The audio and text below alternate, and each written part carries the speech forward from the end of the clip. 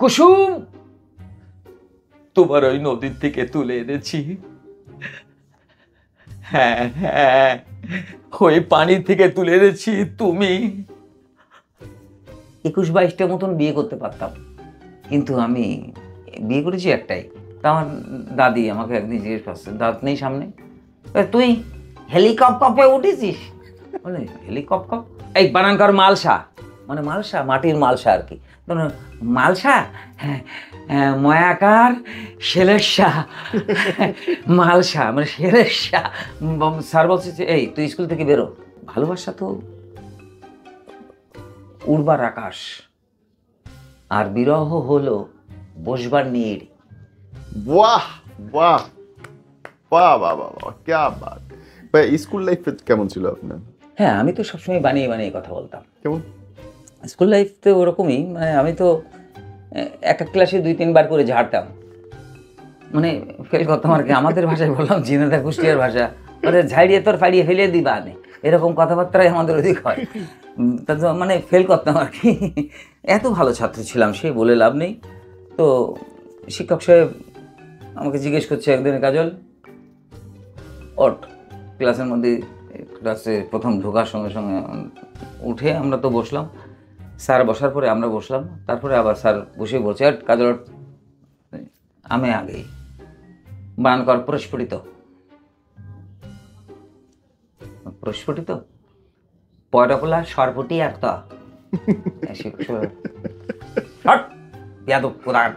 স্কুলের মধ্যে সবসময় তোমার ফাজলামি, এই কৌতুক করতে করতে তোমার অভ্যাস হয়ে গেছে। পরিষ্কার বল, বানান কর প্রস্ফুটিত। মানে স্যার আমি তো বললাম পয়টাপোলা সরপুটিত প্রস্ফুটিত। শিক্ষক সাহেব বললেন বানান কর ফটকে। স্যার ফটকে, ফ করছিস কেন? ফ করছিস কেন? ফটকে বানান কর। স্যার ফর পা গেছে আটকে ফটকে। শিক্ষক সাহেব এই বানান কর মালসা, মানে মালসা মাটির মালসা আর কি। মালসা, হ্যাঁ, ময়াকার শেলেরসা, মালসা মানে শেলেরসা। স্যার বলছে যে এই তুই স্কুল থেকে বেরো, তুই থাকলি আমরা যা শিখেছি তা ভুলে যাবো। শিক্ষক সাহেব এই বলে আমার ঘাটদের বেরকে দিলে স্কুল। তারপরে মানে কি বলবো, আরেকদিন ক্লাসে বসে আছি, হঠাৎ বোঝাই কুদ্দুস ওর। কুদ্দুস উঠে বলছে জি স্যার। তোর জন্ম কী বারে? বলে স্যার আমার জন্ম বৃহস্পতিবারে। বলে বস। রফিক, জি স্যার। তোর জন্ম কী বারে? বলে স্যার আমার জন্ম রবিবারে। বলে বস। কাজল, বলে জি স্যার। তোর জন্ম কী বারে? স্যার আমার জন্ম শুক্রবারে। তো পাশ থেকে আমার এক বন্ধু উঠে বলছে স্যার শুক্রবার তো বন্ধের দিন, জন্ম কি করে হইলো? ইস কি খুশি বলছে, মানে কিছু যাই হোক, জন্ম কি আর বন্ধ থাকে? জন্ম বা জন্মানোর প্রক্রিয়া কোনোটাই তো বন্ধ থাকে না। শুক্র শনি বলে কোনো কথা আছে? ভাই প্রথম প্রেমের প্রস্তাব পাইছিলেন কিভাবে ভাই? ঘটনা টটনা আছে কিনা প্রেম প্রস্তাব পাওয়ার? 21-22টা মতন বিয়ে করতে পারতাম, কিন্তু আমি বিয়ে করেছি একটাই। আমার জীবনে সে কি কথা বলবো, মানে ভালোবাসা তো উড়বার আকাশ, আর বিরহ হলো বসবার নীড়। বাহ বাহ বাহ বাহ বাহ বাহ, ক্যা বাত ক্যা বাত ক্যা বাত, বাহ। ভালোবাসা যখন এটাই ভালোবাসা, এমন কি ওটা হচ্ছে উড়বার আকাশ আর বিরহটা বসবার নীড়। বাহ, একদম মাথাটা ভারী করে দিলেন লাইনটা। হ্যাঁ, এইবার এটাকে ভাব সম্প্রসারণ করতে হবে, অনেক বড় করে লেখা যাবে লেখার মতো। পরীক্ষার খাতায় লেখালেখি কি অবস্থা ছিল ভাই? না, আমি আবার বানিয়ে বানিয়ে ওই যে সারা জীবন বানিয়ে বানিয়ে লেখাপড়া করেছি, তো ওই যা খুশি ইচ্ছা মতন, মানে আর যে গানটা হতো সেটাই প্যারোডি করে ফেলতাম। একটা কারোর কথা নকল করতাম, কোন স্যার কীভাবে পড়াতেন, কিভাবে কে। আমার প্রথম কিন্তু টেলিভিশনে আমি অভিনয় করেছিলাম নায়ক রাজ্জাকের একটা অভিনয় করে। তো দেখেন না, যখন কাতারে গিয়েছিলাম একবার, সুচরিতা রাজ্জাক আমার জীবনের প্রথম 1992 সালে। তো এই 1992 সালে নায়ক রাজ্জাক স্টেজে যখন বলবে, অনেক ডায়লগ ভুলে গেছিলো, তা আমি আবার ঠিক করে দিয়েছিলাম। তা আমাকে বাহবা দিয়েছিল যে আমার ছবির ডায়লগগুলো তোমার মনে আছে, থ্যাংক ইউ, তুমি আমার একটা উপযুক্ত ভক্ত, আমাকে বলেছিলেন। তো এটাই আমার বিশাল পাওয়া। ওনার কিছু ডায়লগ দেন না? তো নায়ক রাজ্জাকের একটা ডায়লগ ছিল অভিযান ছবির, ওই ছবিটার ডায়লগটা আমি ওখানে ঠিক করে দিয়েছিলাম ওটাই। তা আমি টেলিভিশনের একটা ম্যাগাজিন অনুষ্ঠানে যেবার নায়ক রাজ্জাকের অভিনয়টাকে দেখাবে কাজল, এটা কিন্তু শুরুটা আমার ছিল দারুণ। সেসব তো এখন অনেক রেকর্ড আছে কিনা সেটা আমি বলতে পারবো না।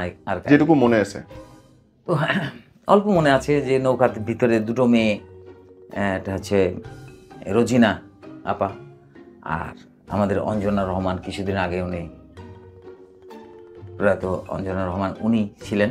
তা রাজ্জাক দুটোর ভিতরে ভালোবাসার ঝামেলায় পড়ে গেল। এ ওকে রাজ্জাককে ভালোবাসে, ও রাজ্জাককে ভালোবাসে, দুই নায়িকা এক নায়ককে ভালোবাসে। তো এই সময় নায়ক রাজ্জাক বলছে, কুসুম তোমার ওই নদীর থেকে তুলে এনেছি, হ্যাঁ হ্যাঁ ওই পানি থেকে তুলে এনেছি, তুমি আমার, হ্যাঁ হ্যাঁ। এই যে বলাটা মানে আমি এখন এতটা বলতে পারবো না, সে সময় একটা হিট ছিল।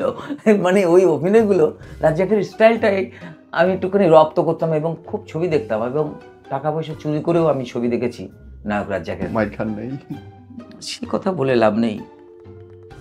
যে যখন মারতেন তখন আয়নায় একটু পিঠটা দেখার চেষ্টা করতাম, তো দেখতাম দুই পাশে বাংলাদেশের ম্যাপ ছাপিয়ে দিয়েছে। ভাইয়া এই যত জেলায় ঘুরছেন সবচেয়ে ইন্টারেস্টিং জেলা কোনটা লাগে আপনার? আমি বলবো আমার জেলা যশোর, ঝিনেদা, কুষ্টিয়া, এই একটা আলাদা জিনিস। আর এখানকার ভাষা এত পরিষ্কার, তার মধ্যে রস বোধ সবকিছু। আমার ওইটার মধ্যে কত কিছুর জন্ম। আমার ওই ঝিনেদা, কুষ্টিয়া, যশোর। ঝিনেদার ভাষা তো পপুলার করলেনই তো আপনি। হ্যাঁ আমি শুরু করে দিলাম ঝিনেদা।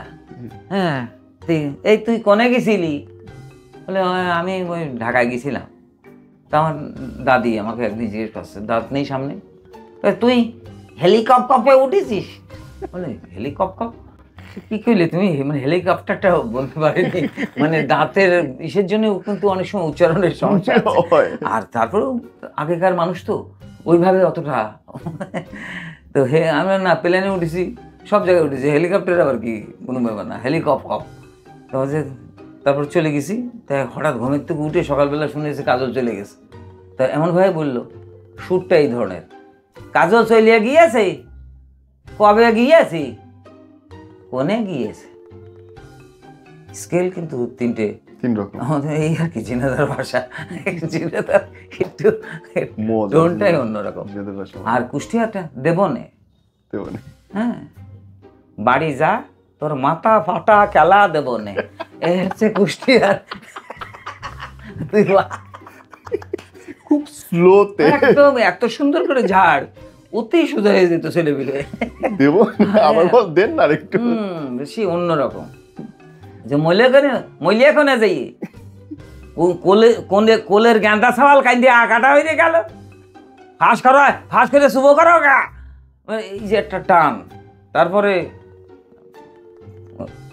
হ্যাঁ মিক্সের ঢং, আমি সিনেমা দেখতে গেলাম। বলছে এই বয়সে সিনেমা দেখা, কি ছবি দেখতে গেলাম? ওই রাজ্জাকের একটা ছবি আসছিল, সেই ছবি দেখতে গেলাম। মানে এটা একটা কৌতুক আছে আমার, কিন্তু 1990 সালে এই গেছে। তো রাজ্জাকের বই দেখা, ওরে আমি রাজ্জাকের কোনো অংশে কুমা আছি নাকি? বুড়ির ঝাড় দি মাছ, হ্যাঁ কি সুন্দর গান, বন্ধু লাগবে আগুন, বাঁকা চোখে চেয়েও না বন্ধু, হয়ে যাবো খুন। বুড়ো তখন বলছে, চুকার নাচ থামাও, অসভ্য বিয়াদব, তুমি তোমার সিএনবি দিয়ে মাথা ফাটাবো। সিএনবি কি? মানে সিএনবি রাস্তাতে খুলে নিয়েছি ইট, তো সিএনবি দিয়ে মাথা ফাটাবো, মানে এই আছে আমাদের ঝিনেদা কুষ্টিয়ার। এটা আমাদের একটা টোন ছিল।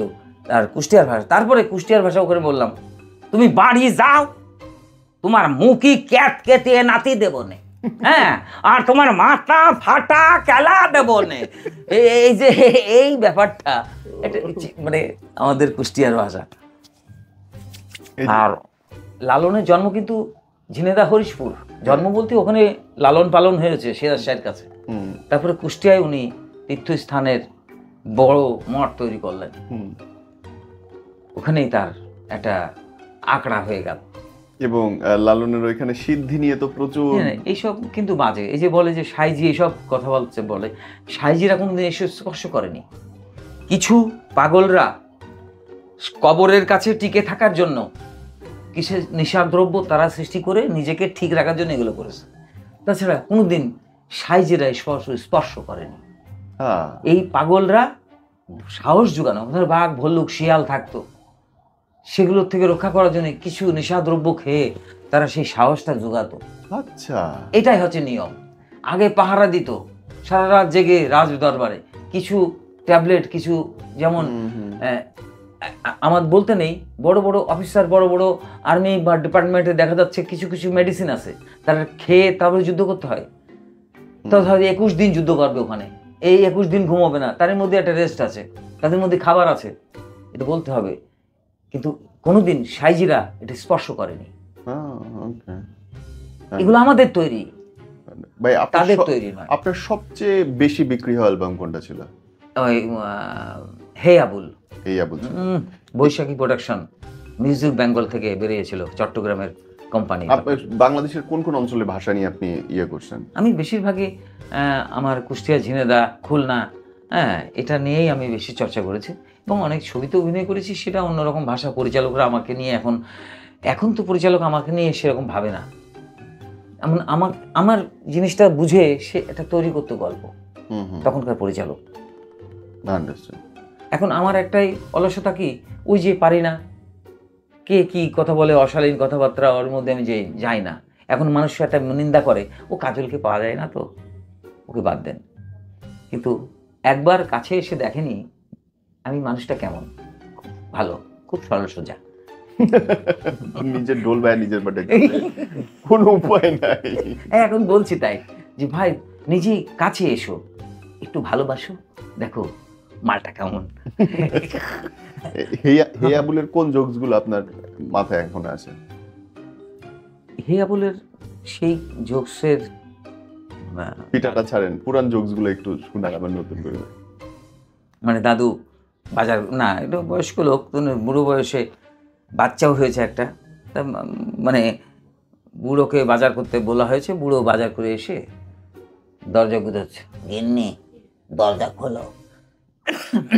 তখন গিন্নি দরজা খুললো, বুঝলেন এই বাজার করে আনিছি ধরো।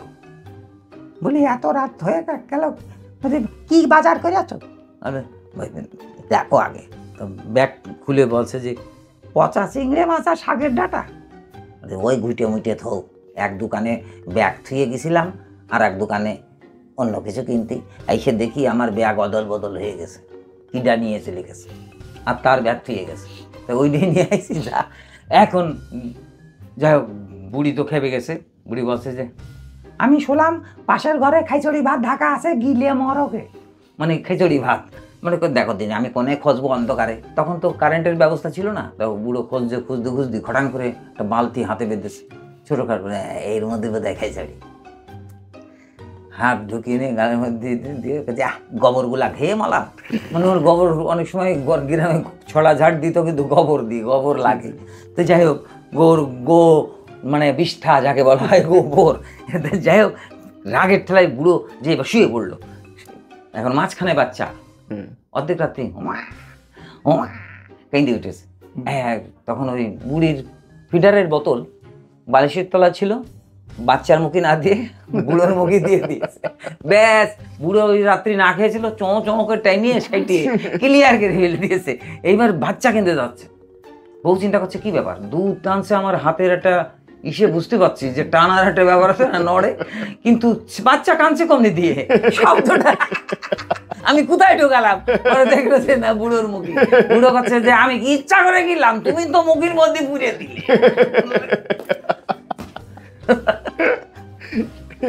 এই হচ্ছে আমার প্রথম ক্যাসেটের একটা ফাটাফাটি ব্যাপার গেছে, এবং হাটে মাঠে ঘাটে আমার ক্যাসেট। আমি আমেরিকা, অস্ট্রেলিয়া, কানাডা বহু দেশে গিয়েছি, সেখানে দেখেছি বাঙালিদের ক্যাসেটের দোকানে আমার ক্যাসেট পাওয়া গেছে। এটা আমার সৌভাগ্য, এটা আমার চরম পরম, আর কি বলবো, মানে বিরাট পাওয়া। সব জোকস কি আপনার নিজেরই লেখা থাকতো? মানে আমারই বেশিরভাগই শুনে, এবং বিভিন্ন ক্যাসেট শুনতাম আমি, ভারত, পাকিস্তান, বিভিন্ন জোকস, আমি এগুলো শুনে সে পাশাপাশি আমি একটু রং দিয়ে সেটা তৈরি করেছি। কৌতুক কারণ নয়, শুনেই হয়। বাহ বাহ বাহ, ভেরি গুড, কৌতুক কারণ হয়, শুনেই হয়। হ্যাঁ অবশ্যই শুনেই হয়। আরো আরো দুই চারটা দেন না।